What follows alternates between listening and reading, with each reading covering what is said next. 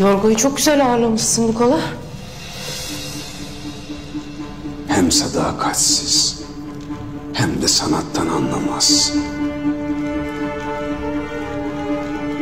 Hain. Flatius, sen sanattan anlar mısın?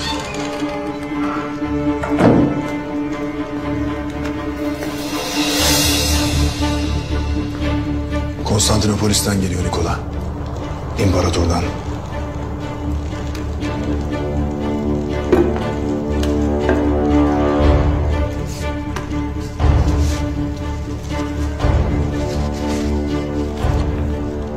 Ne yazıyor?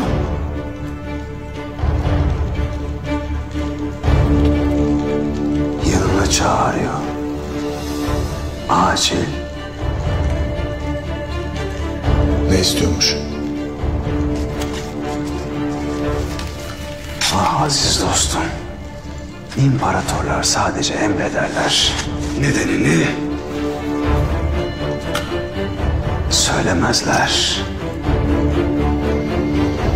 Yanına acil çağırdığına göre Konstantinopolis'te beni çok da eğlenceli günler beklemiyor demektir.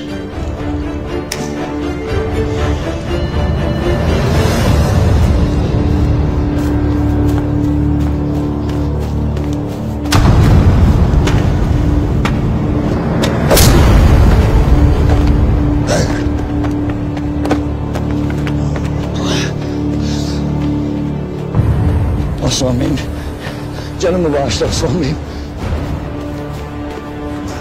Canımı bağışla Osman Bey. Senin canını alırsam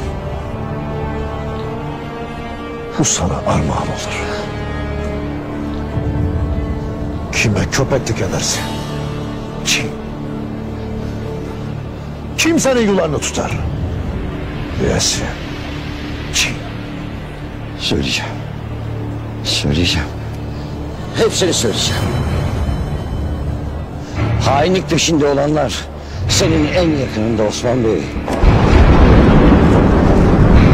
Kim? Kimmiş? Sana ihanet eden.